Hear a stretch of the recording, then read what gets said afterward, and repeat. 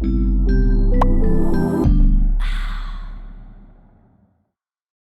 everybody. Welcome back to Burst TV. You know, I always say how excited I am to have a guest on this channel, but I have so much in common with other dental professionals and dental nerds. And today I have LT Butler. She is also known as the Brown Toothfairy. Is that right? Yeah. Because when someone says like the Tooth Fairy, most people are going to conjure up like pictures that I've seen, illustrations were always this, like lots of blonde hair and glitter. You just have this picture painted in your mind from your childhood. And so I think it's wonderful for children to see like, hey, this tooth fairy could be someone that looks like me as well, you know, and we need to mix it up a little bit. It's super, super important. But you and I also have something else in common. So when I was a kid in elementary school, I sold candy at the bus stop. so that I could get a little more money, because Now and Laters and like Airheads and Boston baked beans and that kind of those kind of things were just like, I know I'm into dental hygiene, but I still like chewy candy is my favorite ever. And yeah. So oddly enough, I never had a cavity until I was 21. But I also read that you had a little entrepreneur spirit there, and we're also selling candy to your friends. Yes, and it's so funny because I sold candy, and now here I am telling kids not to eat candy or make sure you brush and floss afterwards. But yes, so I come from a background where my mom didn't have a lot of money, but I did chores around the house, and of course I had an allowance. And I don't know what it is, but we had a candy store not too far from my house, and I would walk to the store and I would buy all this candy. And I don't know what inspired me to do so, but I just decided like, hey, I'm going to buy candy and take it to school and see if, I can kind of flip the benefits from it.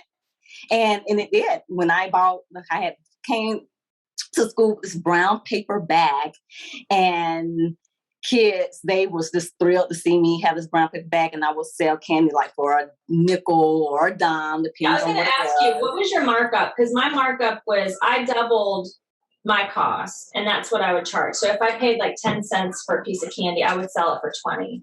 And that's funny because I did that as well. Like if I spent like a nickel, they was paid 10 for it. And I was just doing something that I love and didn't even realize I had an entrepreneur mindset back then, nor did my parents. So, but of course, I don't know why I stopped, but it was just something that I just felt like doing, and other kids enjoyed it because I was considered the candy girl.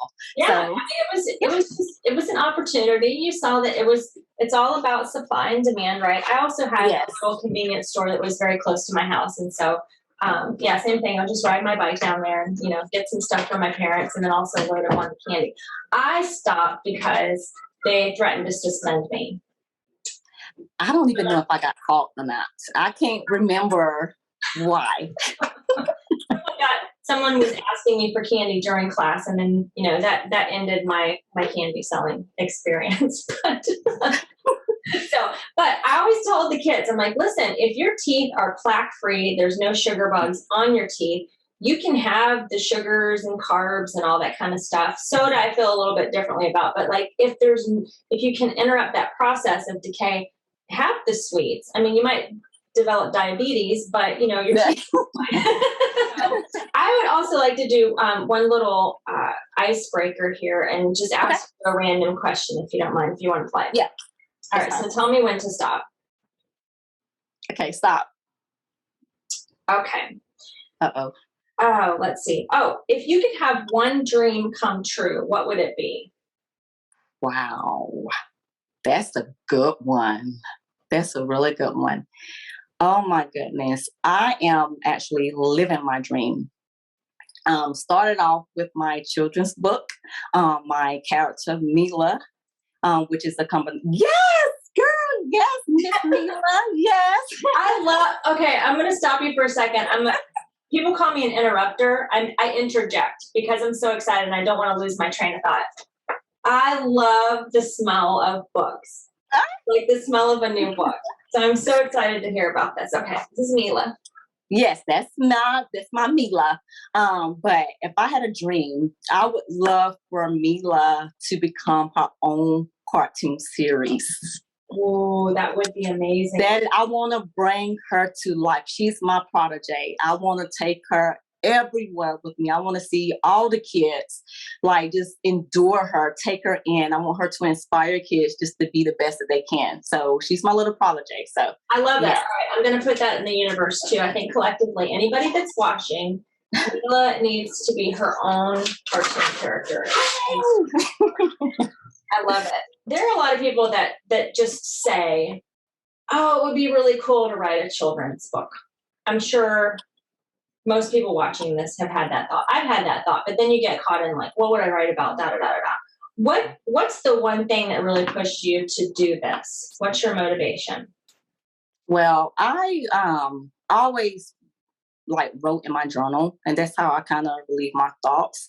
But when I was because I'm a dental assistant also, so when I was in dental assistant school, I remember going on our rotations and then doing the school presentations, and I noticed like there wasn't a lot of books with brown kids on there. And so throughout my years working as a dental assistant, and I was a dental assistant for about 8 years before I decided to go back to school for dental hygiene, and talking to my patients and then just kind of connected with them. And I'm like, gosh, there's no books out there that kind of show them the ins and the outs of how it would feel to go to the dentist from the beginning to the end, or really talk about what sugar bugs really are and how you find sugar bugs, how do you get rid of them.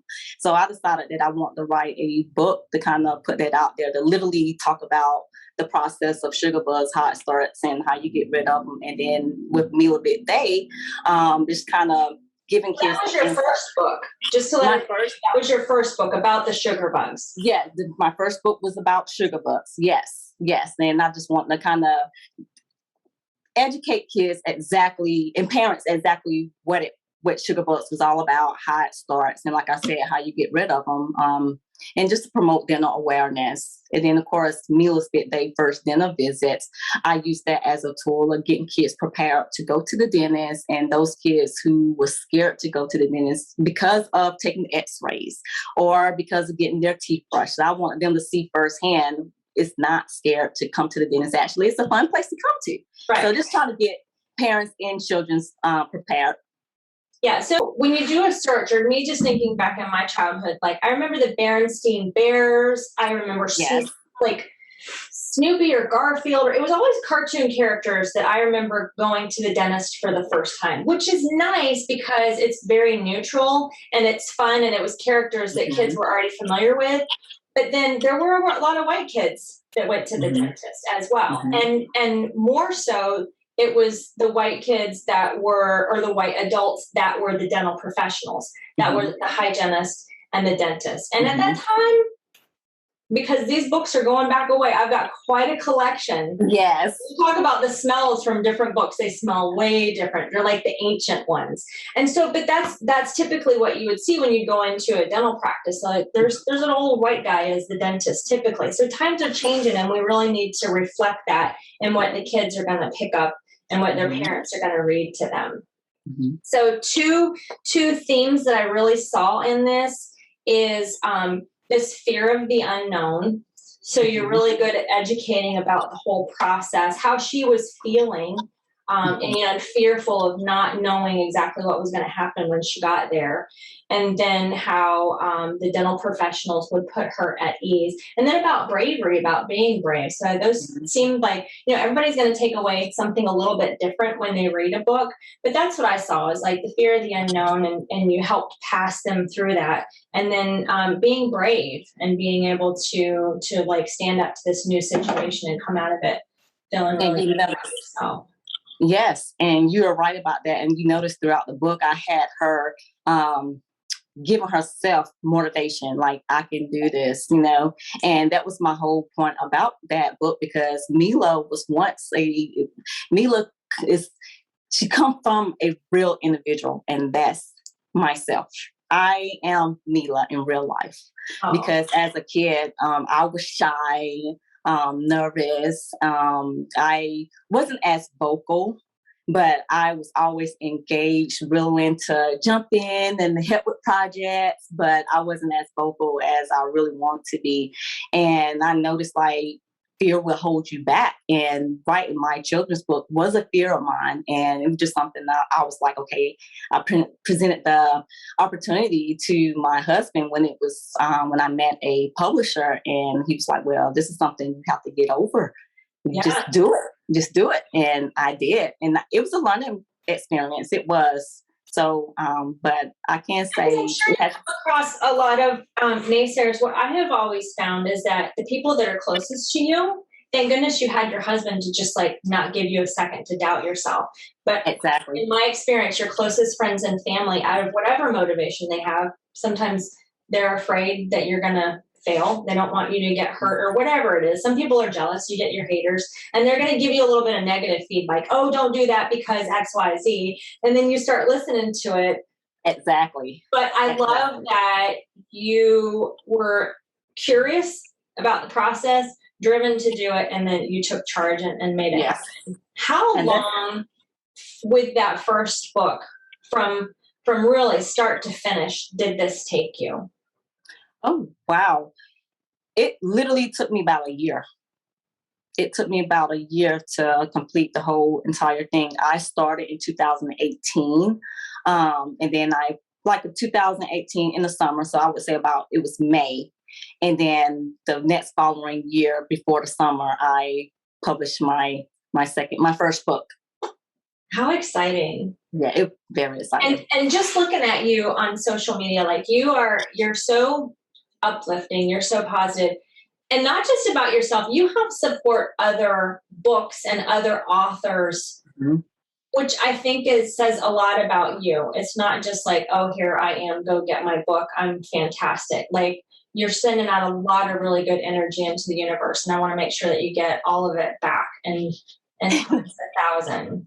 And that's so funny. My husband, he tells me that all the time. He said, "You always helping people," and that's not a bad thing. He's like, I'm always putting myself to the side. Yeah, I always put myself last, and it's to the people like you got to make sure you save room for yourself too. But I feel like it's enough for all of us out here, and I want to see other people strive because I know how hard it is. I'm not one of those type of people who's envious of anyone, and if I see someone that's doing real well, I would look. I'm the type of person, I'm gonna kind of DM you. I'm gonna try my best to reach out. How did you do this? How did you get there? I'm willing to do the work, but if I don't know how, like congratulations for a job well done, because like you said, it's not easy. It's not. Yes. People some recognition for that. Yes, exactly. So do you have any advice for people that are out there, not even necessarily writing a book? Writing a book might be something, but changing a career, starting a new business. What's the one thing that you would say to them, during all this process to help them? It's just like Nike, just do it. Like I tell my daughters, take that I can't out your vocabulary. Just take it out. It's going to be scary. I can't say financial struggles may interfere with your dreams or what you want to do. Just do it. Just do it. It's not going to be easy at all. And just be the best that you can be, and just don't give up. Don't.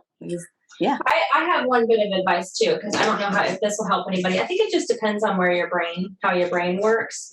I live by note cards, and to your point, like sometimes if you look from where you are and where you want to be, it's too big of a jump. There's too many steps. So you just one at a time. And then when this one thing I need to get today to get to tomorrow, to work toward that goal or that thing, and your ideal scenario. And then you can just rip this off, put it in a wastebasket, and look at all the accomplishments over. If it takes a year, it takes a year. If it takes 5 years, it takes 5 years. But at least you're not saying, it's too big, I can't do this now. Yes. And I love that you mentioned that because I was that person that wanted to do everything at one time. But I had to learn to slow down. And I don't keep note cards. I write everything out. So I have like a little checklist. Yeah. And like you said, which my husband kind of helped me organize everything by the length of how long it would take. And if a project takes about 2 weeks, okay, that's the priority. And then it kind of go out to the longer projects. Nice. So that low hanging fruit kind of scenario. Exactly. Just nice. And don't stress over the process. Just enjoy the moment. Just enjoy the moment. Yeah, because some days are going to be awful. Yes, exactly. Yes. You feel like you're not getting anywhere. Yes. But then when you do, I mean, just look at this. Your little baby. I love it. Yes, my baby. And then I am working on my next baby. So I'm actually in the illustration stage right now. So I got another book. Yes. So I'm so excited. So what's the best way to reach you if someone says, hey, I want to be that person, and reach out and give her a pat on the back or ask a question? Where could they find you? I know you're on Instagram because that's where I was going to say. I'm always on Instagram. So right now, the best way to reach me is on Instagram at Brown Toothfairy. I'm always on that. Feel free to DM me. Comment on all my posts. But yes, I am mostly on Brown Toothfairy, and then also Facebook. I am LT Butler. Thank you so much for coming on today. I really appreciate your chat. Thank you for having me. Inspiring. Just congratulations. That's awesome. Thank you so much. That's really, really cool. Thank you. I'm glad that you had me on. If you guys even enjoyed this just a little smidgen, you know what to do. Please subscribe to the channel. Hit the little like button down there. Leave some comments so that Tanya knows that you are here, so that I know you're here. And let us know what else you'd like to see on Burst TV. We'll see you next time. All right. Thank you so much.